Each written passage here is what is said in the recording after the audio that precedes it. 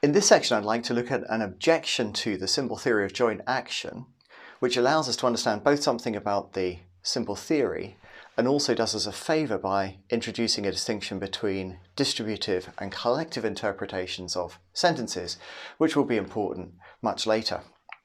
So you remember that the simple theory of joint action says that two or more agents perform an intentional joint action exactly when there's some act type phi such that each of them intends that they, the agents, phi together, and their intentions are appropriately related to their actions.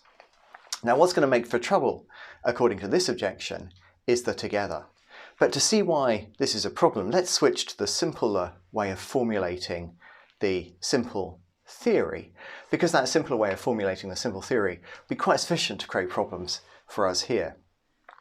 So, in the case of the the sisters who are cycling to school together versus the strangers, what's supposed to distinguish the sisters cycling to school together as a joint action is that each of them is acting on the intention that she intends that they, the two sisters, cycle to school together. That's the idea.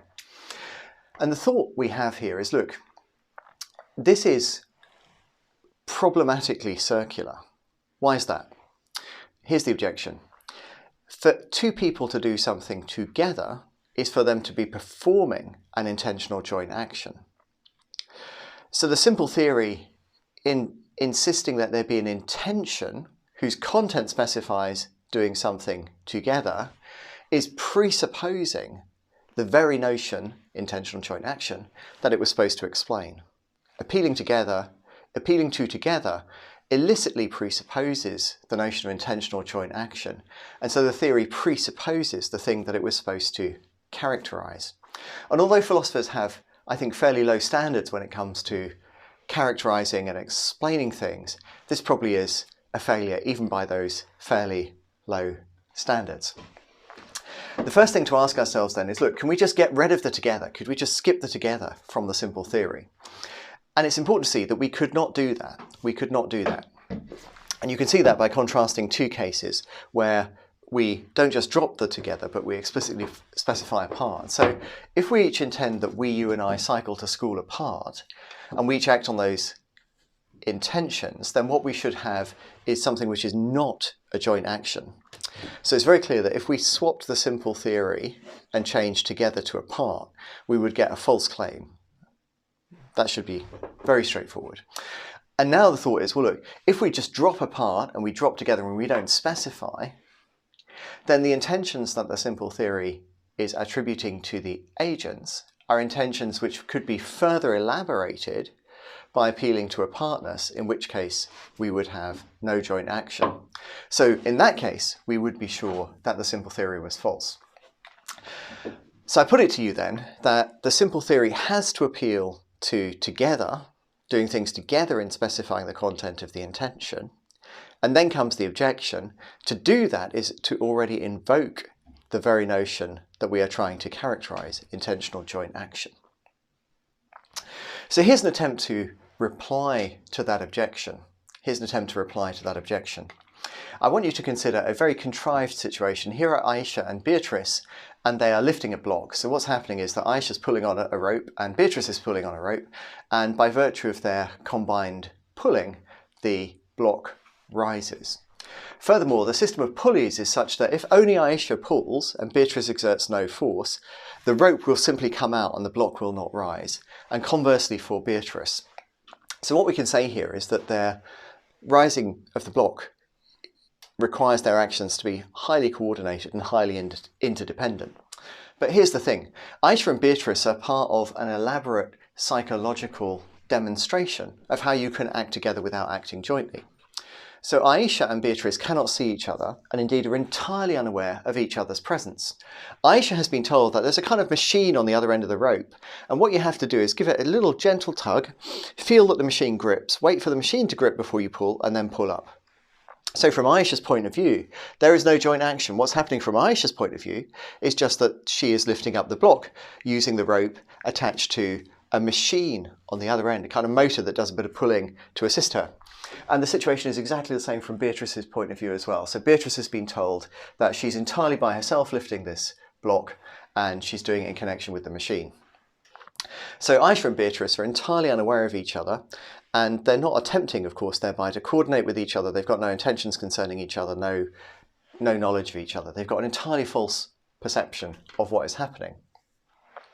But I want to say to you two things. I want to say they are acting together, because after all, the lifting of the block is not something you could say, well, Aisha did that alone, right? Clearly not, right? She did it with Beatrice together. And the same thing, it's very clearly something that was done together, I take it. On the other hand, I want to say that their lifting the block together should not be counted as a joint action, or at least not an intentional joint action. Why is that? Because I don't think we can have an intentional joint action without any awareness on the part of one agent of any other agents having a contribution. If things from Aisha's perspective look, it's individual, right? It's just me pulling on a rope and lifting a block using a machine. Same thing from Beatrice's. It's very hard to see how that could be an intentional joint action. Now, of course, that's somewhat debatable.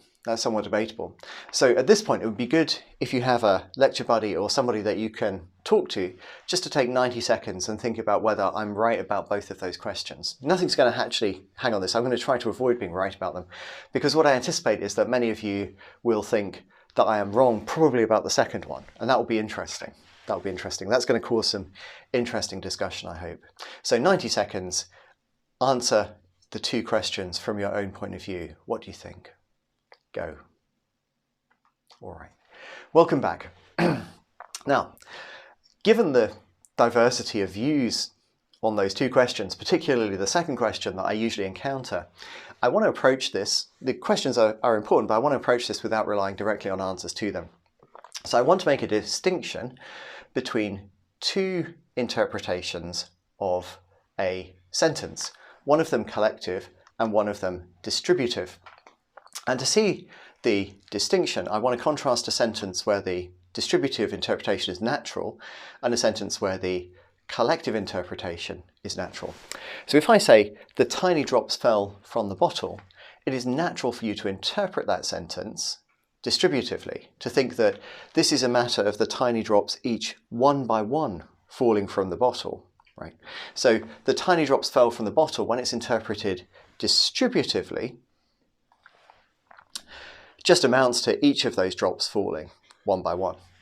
By contrast, if we say the tiny drops soaked Zach's trousers, it's natural to think, since one tiny drop is unlikely to do that, right, that this wasn't a matter of each of the tiny drops soaking Zach's trousers. Something else was involved. It's to be interpreted collectively, right? Hopefully you can kind of see that. Now, it's possible, of course, that we could interpret this distributively. So what you'd have to imagine for that is that Zach's trousers have this amazing, super thin, novel material that his friends in chemistry have invented. And the material is so thin that it can be soaked through entirely by a single drop. And then we can interpret the sentence distributively. Now, what you notice, though, is this. The distinction between collective interpretations and distributive interpretations isn't merely some kind of wordplay, because they have different logical consequences. If you interpret the tiny drop soaked Zach's trousers collectively, Zach's trousers need only be soaked once for that sentence to be true. Whereas on the distributive reading, poor Zach has to have his trousers soaked multiple times for the sentence to be true. So you can see that the distinction between collective and distributive interpretations is a genuine semantic ambiguity, because the collective and distributive interpretations have different logical implications. All right, very good so far, very simple. So we've got a sentence that's naturally interpreted distributively, a sentence that's naturally interpreted collectively, and the possibility, by contriving some very strange situation, to go against the natural interpretation and interpret one collectively and the other distributively. Here's another example, another contrast between collective and distributively. So if I say to you, the ants carried the tiny stones, the natural picture that you might have in your mind is, look, well, here's an ant carrying a tiny stone, and here's an ant carrying a tiny stone, and so on, right? So we would naturally interpret that sentence distributively, although you could interpret it collectively, or you could interpret it variously. So some of the ants are kind of getting together and carrying heavy stones, and some of them are doing it individually. But let's contrast that. The ants carried the tiny stones with the ants killed the fly. So there are ants which harvest plant hair and fungus in order to build traps to capture large insects. What happens when they've caught a large insect is many of the worker ants will then go up and sting the large insect. Now, the ants being relatively small, none of those stings are individually fatal, but together they result in the death of the fly. So what we would say here is that the tiny ants captured and killed the fly is a sentence which is naturally interpreted collectively. Very good. So far I've given you two collective distributive contrasts, one involving drops, either falling from a bottle or soaking some trousers, and one involving ants, either carrying some tiny stones or killing a large fly. What I'd like you to do now, in order to be sure that we've really got this contrast, is to give another contrast pair where there's a natural collective reading in one case and a distributive reading in the other. With your lecture buddy, 90 seconds, go. All right, so welcome back. You remember that we were talking about the distinction between collective and distributive interpretations. Now, what you notice is that there are also sentences about human actions which can be interpreted either collectively or distributively. So there are my friends Aisha and Beatrice pouring the Prosecco, and unfortunately, in the course of this action, Zach's trousers get wet. And I say, their thoughtless actions soaked Zach's trousers. Yeah, next time they phone me up, I'm just not going to be there. Now, of course, this is ambiguous. So it could be that what happened is that first Aisha tipped the bottle over Zach's trousers. Zach went out, he changed his trousers, and Beatrice came along and chucked a glass of Prosecco over his trousers, right? So that would be a distributive interpretation. That would make the sentence true on the distributive interpretation. But it could be collective. So it could be that what happened was, Aisha held the glass at a funky angle and Beatrice poured the Prosecco in. And it might be that this resulted, right, the combined effect, the common effect of their actions was that Zach's trousers were soaked. And that would make this sentence true on the collective interpretation, but false on the distributive interpretation. Very simple thought. Sentence about human actions can have collective or distributive interpretations. Now, I want to suggest to you that when a sentence about some people's actions is true on the collective interpretation, it's then appropriate to add the word together, right? That makes it appropriate, sufficient to say that they acted together. So if we take the sentence to be true on the collective interpretation, we can say their thoughtless actions soaked Zach's trousers. They soaked Zach's trousers together, right? Okay, now you might see where I'm going with this. Very simple thought. There are lots of sentences where if the collective interpretation is true, we can come up with a corresponding together sentence. Some of those are about human actions, but we can also have the three legs of the tripod supporting the camera together, right? That's a true sentence often enough. And going back to the Aisha and Beatrice block lifting case, we can say truly that Aisha and Beatrice lifted the block together. That's true because Aisha and Beatrice lifted the block. That sentence is true on the collective interpretation, right? That's the interpretation that I described to you. Both of them were involved in lifting the block. So it follows that they lifted the block together. Now we come to the reply to the objection. In each of these three sentences, there is without the together, there is a collective interpretation. The collective interpretation is, as I'm saying, what makes adding together appropriate. It's the same sense of together in each of these sentences. So it's not like there's some kind of weird ambiguity about the word together, what it's doing there. It's doing the same thing in all of those cases.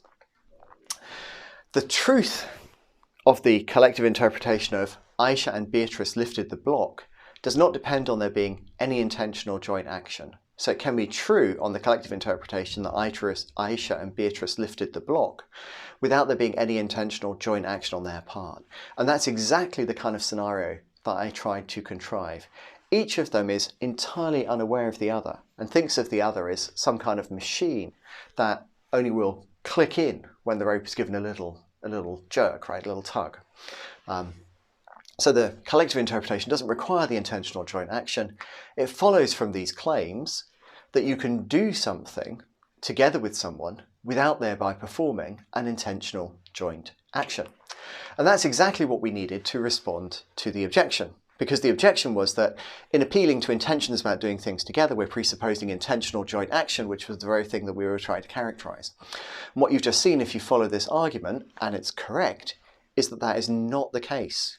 To be doing something together with another person is just for there to be a way of describing your activity using a sentence where the sentence is true on the collective interpretation. And that in and of itself doesn't require that there is any joint action at all. So it's a mistake to think that there is something wrong with the simple theory insofar as it involves appeal to together. That is in fact a very harmless thing to appeal to and a good thing to appeal to. And this idea of doing things together is something that we can appeal to in constructing theories about the nature of joint action.